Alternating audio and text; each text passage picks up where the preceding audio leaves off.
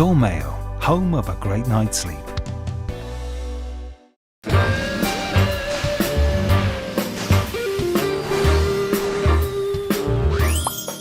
Hello, girls. Hello, ladies.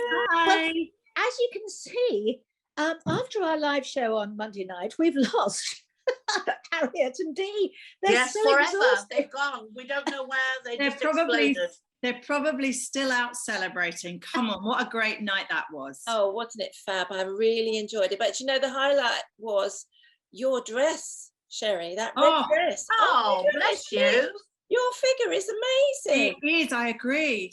Well, Stunning. suck it and tuck it, I always say, Linda. What have I you hope you said, sucked and I hope you tucked? said I wouldn't suck want to know what you've sucked and tucked. You don't want to know what I said. You really don't. But did you also, I mean, it's so weird for us because we were there and we were doing it. You guys enjoyed it? Oh, Absolutely. I loved it. I loved it. And it was just so nice to get out. I went with Lucy and we just sat there and had a ball because we've not been really out to the theatre together for I 10 know. years. So it was lovely. It was my first theatre outing, and I went with the divine casting director, Kate Plantin. Yeah. We had the best night. We started it well. We did the whole Savoy thing and treated ourselves, and then we just wandered across the road. It was just the atmosphere was amazing. And you know what you girls needed? I think I said this to a couple of you on the night. This is a very kind of, you work to a screen since you had that first initial Zoom call as friends that built Yes. up the Wonderbird idea and doing these incredible shows online. It went 3D suddenly on Monday night, didn't it? Yeah. Because you had that warmth, it was electric, the atmosphere in that audience. Everyone was for it and for you. And I hope you got that wonderful feedback up there as well. Yeah, it was just lovely. It was a lovely experience, but we did have some fun backstage. Because Yes, because it was so confusing because they had we had to go on one side and off the other. Yes. And so because of the sort of traffic light system, it was quite difficult, wasn't it, Sherry? Oh, don't. It was But you unbelievable. know what? Part of the charm of the show was the fact that none of you knew what was going on. No. It was just like watching Wonderbirds. We go, what's next? What's next? But it was almost like it had been scripted like that. But it was just lovely, and everybody was with you. And you know, with Got Kwan, and you had all the boys on, the bad boys, the murderers. Oh, the boys were And fabulous, and weren't Matt they? as well, the murderers. And Matt, were yeah. amazing.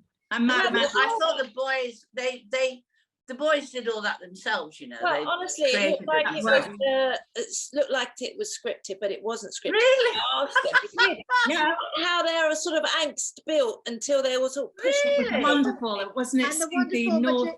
and our wonderful illusionist Matt, he was fantastic. Oh, I mine thought too, Matt- the best Matt bit for Daniel me Baker. was when Connor beat up George Clooney. Yes. No, so Not now I've got to tell you something. This is even funnier. John Altman took his cardboard cutout home. No, did he? That's And I saw him hysterical. walking out with it, and I thought that's a bit strange. So he's got his. So we've still got the others, but it was fun. The cardboard cutouts worked really well. I mean, we got them, and we just thought, I mean, how is this going to work? I have to say that was Debbie's idea. That, No, it was and very I thought, oh, Especially another when one we of were all- Debbie's stupid ideas, and it was brilliant. But It when was you very were all good to swinging watch. them, it looked so good from the audience when you were all swinging them. You It know, was, Yeah. but it was really, lovely to really see good. the north-south divide of the baddies as well. It was almost like anything you can do, I can do better. Yeah. Yeah. Between baddies, it was Well, brilliant. what I loved is that they, which Debbie said, they were dressed the same as the cardboard cutouts Oh, I never even noticed. in the same clothes. Oh, I didn't notice that. Yeah. Oh, Exactly And the that's same. what I loved. clever. I'd love to have seen John Altman on the train with his cutout, though. Oh, It that's was great. Well really done, funny, and the goodie bags were great, weren't they? Oh, fabulous. amazing. Yeah, We they were good. we went out to we had a And everything. we had a really good time. We did have a good time, and the party at Number One Aldwych afterwards was Oh. amazing.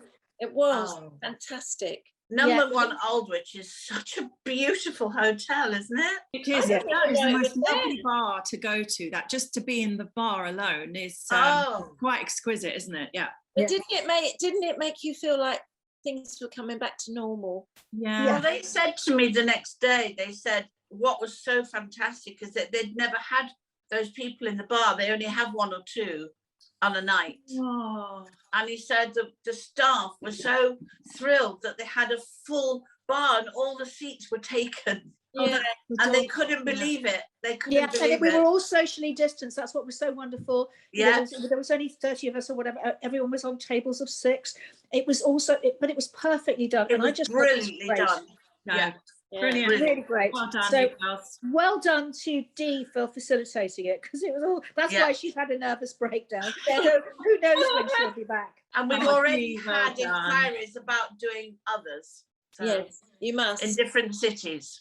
So Oh, we'll yeah. see. You'll have, So to I'll have, be, you'll have to have policemen's to baddies Yes. that's Yes, not a bad yes, idea. yes. instead of Yeah, that would be- murderers. That would be really, really funny. But anyway, I must tell you about my dream last night before we go on to our Right. first guest. So I dreamt last night that Vanessa Feltz had finished with her lovely guy Ben, right? Oh, And she was not with him anymore. She was with another man who was a Jewish guy, like she was married before, like her first husband, and they were all. She was then doing a show with him and her children, like the Von Trapps. What? what? Yeah. And they were singing like the Von Trapps were. And Oh her, no. hang on, gets even worse. Her new husband wasn't very well, and he had an epileptic fit during the show, so we had to take him off. And she said, it doesn't matter, it's because I've just had the baby and he can't cope with it. So she just had this baby, she was with this baby, it was a few months old, and she said, but I've got to now train the baby to sing so we can carry the act on. And that was my dream. What Well, were you eating yesterday or drinking or? this all comes from stress from your show. Absolute Your new baby. stress. How ironic. Your new baby, and now Dee can't Yes. do the show because she's ill. So because dreams Yes. are all about what's happening inside you. Yes. Vanessa Feltz got to do with it. No idea. Well, I don't know. Nothing. Nothing. Anyway, so that was my dream. So I had to tell you because it was so vivid. You know, when you have Yes. but they Yeah. were all singing like the Von Trapps. You perhaps you felt like you looked like Vanessa Feltz on stage. I possibly did. Anyway, end of that conversation, and on to the our first guest. Our first guest is the wonderful, fabulous actor, whose face you will all know very, very well, but you'll also know his voice too. He is the gorgeous Steven Hartley. There he is. Hello. Hello, Hi, Steve. Hello. how are you? Welcome to the Wonderbirds, Steve. Thank you very much, Wonderbirds. You thought you got away with it, didn't you? I did actually. I thought you'd forgotten when you Oh. mentioned it. When you mentioned it a couple of months ago, I thought she's forgotten about me. Never. Never. I could never forget about you. But actually, I was talking to Hills about you, and I can you remember when we first met? Because I can't. Okay, so I think it was when I was in EastEnders from 87 to 89. Right. I think sometime in that period, I met you. Now, I can't remember if it was through your ex-husband, David, or whether it was Tony McHale, who was writing for me, who wrote EastEnders as well when I was in it. Probably Tony, both of them, Tony Ah. and David. But Yeah. then also, definitely in the early 90s, I met you then through Tony. Yeah. And Definitely. I remember going to either a party or something, and I met you then. But I think I'd met you briefly through David because I was doing a lot of voiceover stuff with David at that point. Oh, that's right. Well, it's funny because we've been friends ever since, haven't we? And we've had quite a Yes. few escapades together. Yes, we have. Really? Yes, we don't want to talk about those. We don't want to No. talk. Yeah, I That's mean, what we want to hear look, about. I think I just spent my life flirting with Debbie every time I saw her. It was great. And then Happy days. And then we did a little pilot for that Tony had written called something about rock and roll, Debbie. Yeah, Yes, yeah, it was. It's called It's Only Rock and Roll. that's right. And I produced that as well, and it was great. You were in it. Julie Peasgood was in it. Brendan, what was his name? He was in Brendan. Downton. Yes. Brendan. Yeah, We can't remember anybody's names. He plays the Irishman in Downton. that's He was in right. it. it was a really good idea. It was a really, really good idea. It was a really good pilot as well. But, you know, these things happen. But Steve, tell us, you've been doing a series called Brassic, haven't you? Yes, I have. I have. So they're on series 3 now, and I think we're about to shoot series 4 sometime in August or September. Series 3 is due out pretty soon, and I finished shooting that earlier this year. It's funny and it's very anarchic, and it's a bit like Shameless with one. Where can we see that? And it's all set in Manchester, and I have a reoccurring character of a guy who owns a golf club who's very wealthy, and they're always trying to rip off. And it's got Michelle Keegan and Joe Gielgud and Dominic West. And it's very funny, you know. I have to say. How have you managed to shoot, Steve, with all the COVID things? I had this so they shot in the break when we stopped COVID so when we had the break in August through to September, they were the first production up and running in the UK, but that was up in Manchester, but it was really hard, and it was also bizarre. So they were testing me virtually every day, then up in Manchester in a hotel in a bubble, still testing me every day.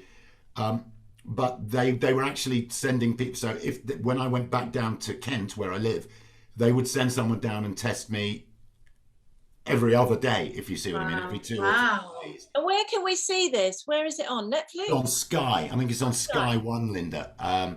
And it's been really, really popular. And it's written by Joe Gielgud and Danny Brocklehurst. Is it? Yes. Oh. And you know, I have to say it is very funny. I'm not sure I'm funny, but they're very funny. And you still always wear black, Steve, don't you? Do you always wear black? Most times I see you always in black, always very moody. Yeah, no, I think it is. It's just actor moody look, Debbie. It works for me. Or he spills his dinner a lot. So Yeah, no, but also my daughter says that she said, Dad, why do you always wear black or navy blue? So if Abby and Tess are deciding what to get me for birthdays or Christmas, Tess always says, no, Mum, don't get him that the light blue shirt, get him the dark blue shirt. Or the black shirt. He won't wear it. I have actually got a white T-shirt there. Oh, there you go. Oh, there you go. Breaking it up a bit. Yeah. You also do on Facebook. I was telling the girls, you also have about the world according to Tess, don't you, with your daughter, because she's so funny. I do, and I started it when she was 3, Debbie, and she's now 10. Oh, wow. And do you know what I did? I collected them all last year from the age of 3 to the age of 10, and then I made a book. Oh. Abby and Tess, and I had it illustrated. Can you give us an example of one of the things that are in it? Yeah, they're kind of all the little conversations that you have with they were so funny to me that I thought I have to kind of retain these. So it's those odd little times where I remember we were sitting in the car once, and I said to Tess, she was literally 3 years old, and I said, Tess, Mummy and Daddy are thinking about getting a new car. And she went, oh, what colour? And I said, probably blue or grey. And she went, yes, I like blue or grey. And I went, oh, good. And then she went, aircon? And I went, yeah, it'll have aircon. And she went, yeah, good. And she didn't even know what aircon was. What? Aircon? How gorgeous. How funny at 3. But it's all those kind of things. It's just all those kind of things, you know. And I'd shout upstairs and say, Tess, what are you doing? And she'd go, I'm just trying to ride the cat. And I'd go, please don't ride the cat. And she'd say, Dad, she'd shout down and say, I'd say, Tess, come on, we're going shopping. We're going to Sainsbury's. And she'd go, that's great. Can we take the cat to choose his own food? And I'd go, no, we can't take the cat to Sainsbury's to choose his own food. Oh, I love her already. And now when they're 10, now when she's 10, it's kind of like, it's a lot different now, you know, the conversations that come out. But amazing. I found your biography so fascinating. It's literally so diverse and so rewarding, because you've literally tapped into every genre of the business. And I can't think of anything any of us would want more than that. That's all we want to achieve, isn't it? To try everything. Yeah. But I really caught on to when it said that you did, as I did, yes, impressions of teachers at school. That's how it all started for me as an impressionist. Yes. Doing the English teacher, the geography teacher, and the maths teacher for the class, Yes. but behind their back. So they never actually caught me doing it. Yes. Did you do that? Yeah, I think I did get caught doing it, but the thing was that exactly like you, I could be in class and then in a low voice while the teacher was doing it, I would just do the impersonation, and it would be an exaggerated impersonation of that teacher, which would then just send everybody into... I know. And then they go, quiet, please. What's going on? Yeah, quiet, please. What's going on? And then there'd be me in the background going, can you be quiet, please? yeah. Or me going, get on with your work with this middle finger, our English teacher, get on with your work out the side of his mouth. Yeah, exactly. But that's the start of it all. And is that, would you say, the moment when you went, I quite like that? I quite like the feedback and the wanting to perform? What happened is one of the teachers, I think we had a drama teacher, and he conned on to the fact that I could do this. And he said, when they had the school variety concert, they got me up to do impersonations. Right. And then I did impersonations of things like characters from the Fen Street Gang. Yes. Which I, when I was a kid, stuff like that. Yeah. And then I got asked to do them at the Fairfield Hall in Croydon when I was I think I must have been about 12 years old. Just a small gig then. Yeah, but where they just had people from different schools playing instruments or singing or whatever.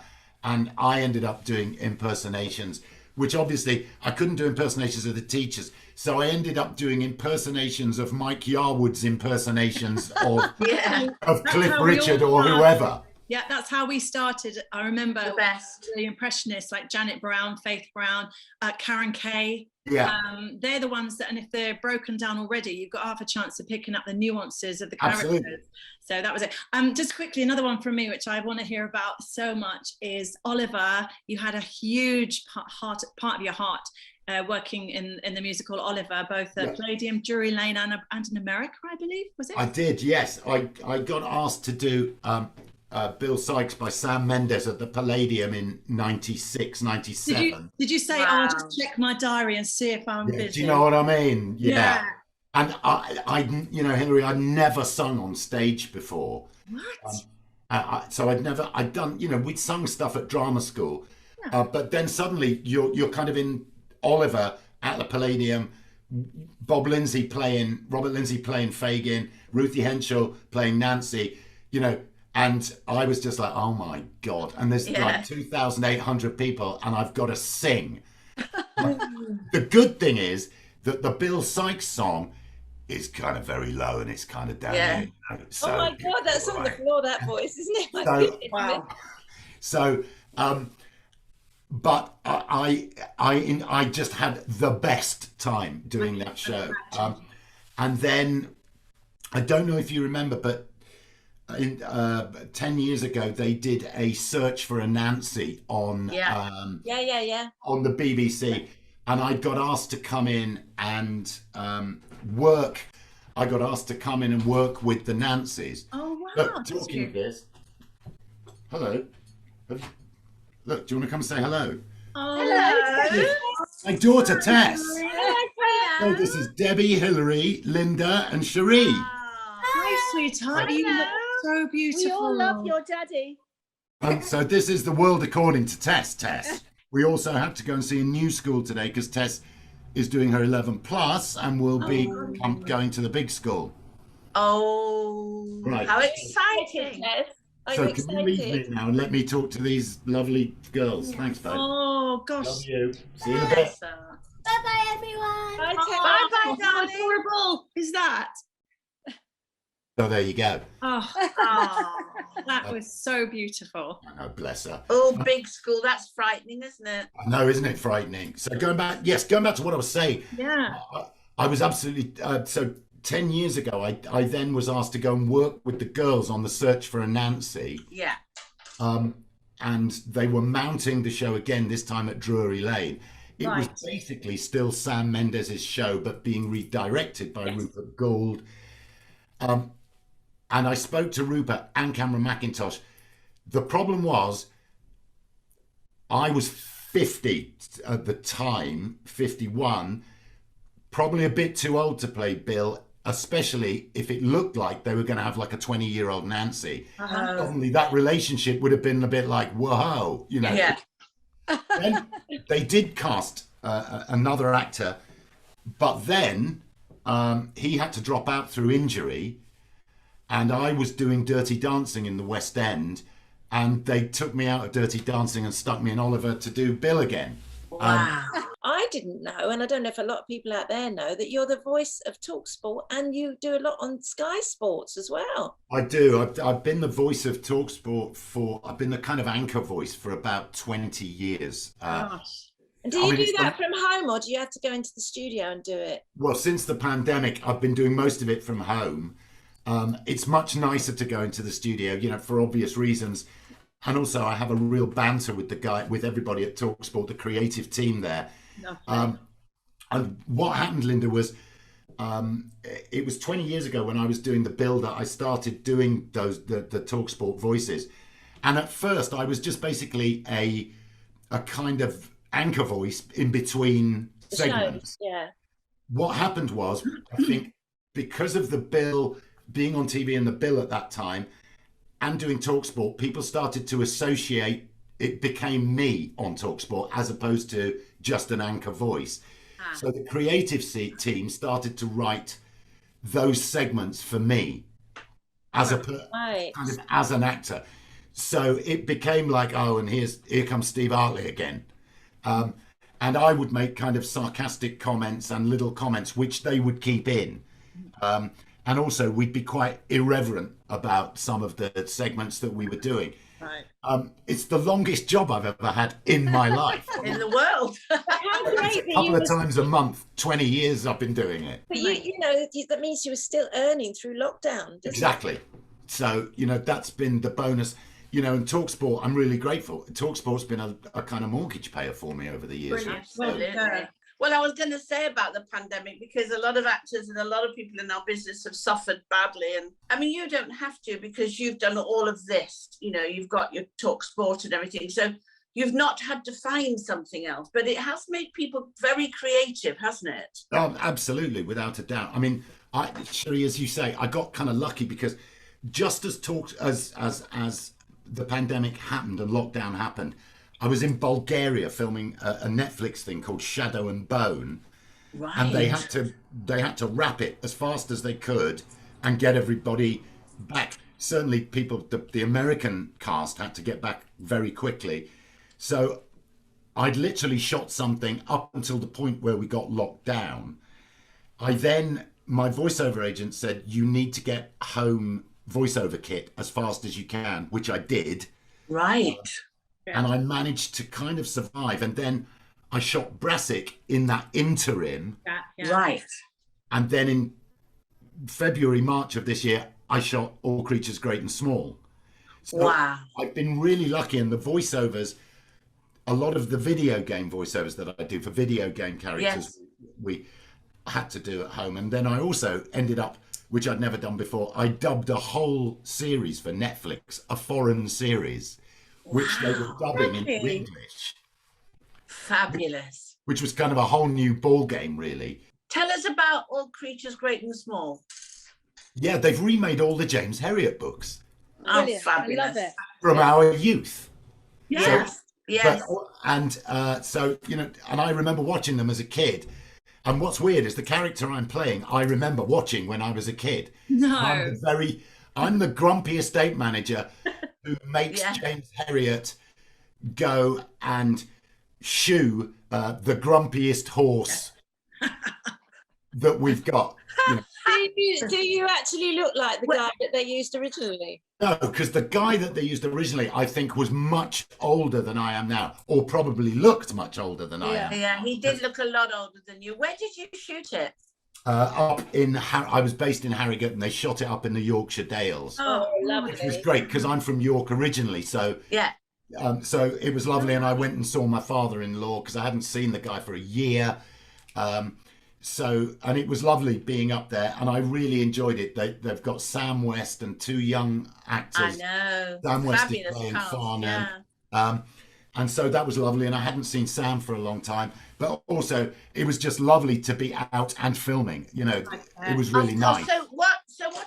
So that's next, really. But is there anything coming? And what would you like to do? I haven't been on stage for 5 years, and I would really like to get on stage again, Cherie. Right. And I would really, I've started to miss that, and I would really like to do a play. I was just going to say, a nice meaty part in a Yeah, film. really, that would be fabulous. But also, you know, I'm sure you're thinking the same. Television for over the last couple of years is, you know, there's some brilliant stuff on, but it's such a weird, the whole self-tape thing that we have to do now. I hate it. It's a whole different world to the one that we started in.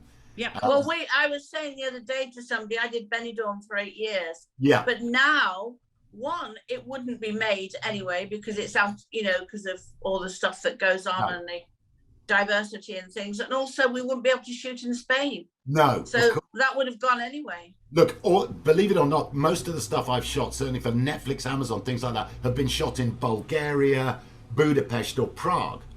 Wow. But that is now much more difficult for actors since Brexit. We've all got to get... Of course, yeah. You know, I just used to fly across, shoot something for a week, come back, fly across again, shoot for another week. But you've got to have a visa now. It's all got to be visaed. Yeah. I think we're all getting back on our feet. And I think, as Cherie says, I think as performers, so many performers have diversified and completely changed, you know, what they've had to do. And it's made everybody, you know, very, very creative. Yes. Very creative. People making their own shows. Absolutely. Like us. You guys doing this. Yeah. That's exactly right. This came out of it. That's what's worked, yeah. Are you doing more of All Creatures, or have you done that now? I don't know. I think I might have done it, but I've got a feeling, Cherie, as you probably know as well as I do, or better than I do, once you're in that world, your character is in the world, he probably turns up again. Yeah. Oh, of course. You know, so I am that estate manager. So next time they're shooting anything to do with that estate, I'm probably turning up. You're At least back. I hope so. That's my plan. You will be, no doubt. Oh, it's so lovely to talk to you. So today. good to see you. Did I meet you on the bill? Because I was in the bill for a while. Yeah, Maybe you I may met have done. Yeah. That would make sense. Yeah. Yes, you could well have They done. were going to remake the bill, weren't they? There was all that talk. Yeah, Cherie, do you know what happened? Very quickly. We did a big charity get-together during lockdown. It was for charity. Lisa Maxwell organised it. Oh, Of course. They got 50 cast members, ex-cast members. Gosh. Together. What happened is the newspapers got hold of it and said, "Oh, they're going to remake the bill." What they're forgetting is most of the bill cast members are now 75 years old. Yeah. It's like, no.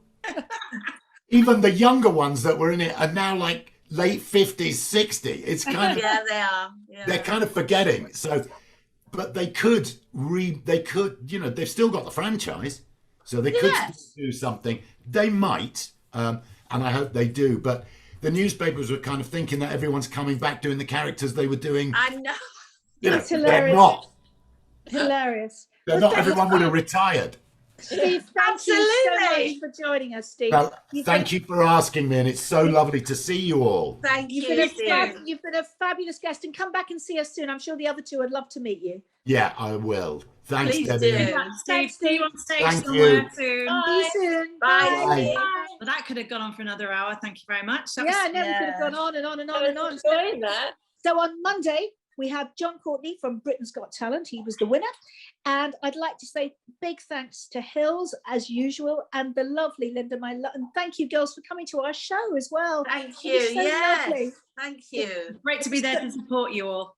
I was going to say, we really are grateful for that support, and thank you very much. Yeah, you're lovely you. girls. We Thank love you, you. everybody. Have a lovely weekend, and we'll see you on Monday. Bye. Bye.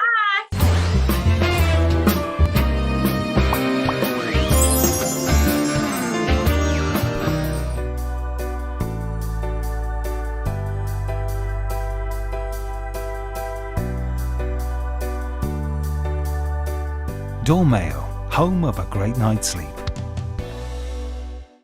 Saporista want to take your taste buds on holiday. Treat yourself or someone special to the wonderful taste of the Mediterranean. Visit saporista.com for delicious tasting, authentic food and drink from small local artisans. Type wonderful in the checkout for a 20% discount.